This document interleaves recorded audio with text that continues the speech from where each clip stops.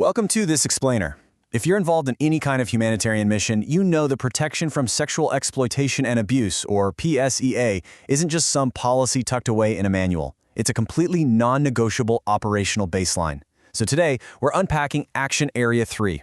We're going to look at the exact frameworks you need to make sure your prevention, reporting, and accountability mechanisms are absolutely bulletproof long before a crisis ever hits. To tackle this, we've got a pretty straightforward 5-part agenda today. We'll start with the operational trigger, cover why this matters, map out distinct responsibilities, look at the required actions, and finally wrap up with some key resources and a call to action. All right, let's jump right into part 1, the operational trigger and defining the system. The reality here is that operational risk rears its head way before any actual misconduct is ever confirmed. Picture this high-stakes scenario. You've got a massive multi-agency cash and shelter program running. Sounds great, right? But what if you have weak complaint pathways? What if communities are confused about the eligibility rules? Or what if your distribution sites are operating without any female staff? That right there is systemic vulnerability.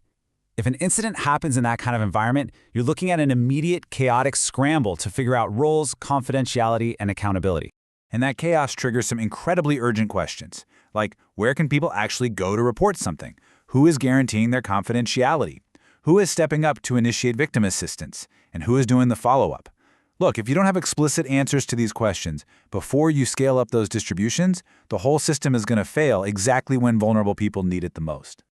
Moving right along to part 2, why this matters, focusing on assigning ownership, because the absolute backbone of a functioning system is separating high-level oversight from ground-level implementation. For the senior leadership out there, there's a pretty stark reality you have to face. A PSEA system literally cannot be improvised after harm is reported. It's just too late. It has to exist before the pressure point. Your organization's credibility rests entirely on having these systems up and running before you ever go out and ask a vulnerable community to trust you. And keep in mind, leadership duties aren't just one big, generic catch-all role. They are highly specialized. The resident coordinator, or RC, is taking the lead on the collective country strategy and making sure the country team is tackling PSEA. Then you have the humanitarian coordinator integrating those risks directly into the response planning. Meanwhile, the head of mission is the one ensuring that those field-level reporting systems are actually working and fully resourced. They're related jobs for sure, but they are distinctly separate mandates. Okay, part 3. Distinct responsibilities and utilizing the PSEA network. Let's pivot from senior leadership down to the operational tracks to see how the technical and field roles get this mandate done every single day. It's super important to maintain clear boundaries here. We have Track B and Track C.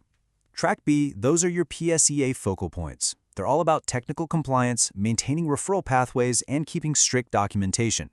On the flip side, Track C covers project managers and field coordinators. Their whole focus is practical implementation, spotting risks out on the ground and maintaining community-facing controls. If you start blurring these lines, you're just diluting accountability. So if you are in Track B, your directive is crystal clear. Your job is to maintain the architecture. You're managing the indicators, you're tracking the action plans, and you're ensuring the whole system is documented well enough that it survives sudden staff turnover or some massive operational scale-up. Basically, you are the architects of resilience. And for the Track C folks, the project managers, your task is to make the system real right at the point of service. Your staff has to know the exact reporting routes. The communities have to know, without a shadow of a doubt, that assistance is free. You are the ones ensuring that high-risk activities actually have tangible physical mitigation measures in place, like safe staffing patterns and totally transparent eligibility criteria. Which brings us to part 4, required actions, specifically testing the pathway. Because honestly, having a system on paper doesn't mean a thing if it breaks the second it's put under pressure. So we need to pressure test this architecture immediately using a relentless evidence-based approach. Define those prevention and reporting mechanisms. Assign really clear ownership so leadership and implementation don't overlap. Lean on the PSEA network for your action plans. And most crucially, test the pathway. Run scenario-based checks for reporting and feedback, and then continuously review those risks, because as we all know, facts on the ground change fast. Finally, we hit part 5, resources, our call to action, and continuous review. Because as your context shifts, as you add partners, and as your programs scale, your mitigation measures have to evolve to match that new reality. Here's the deal. A system only moves forward when accountability is absolute.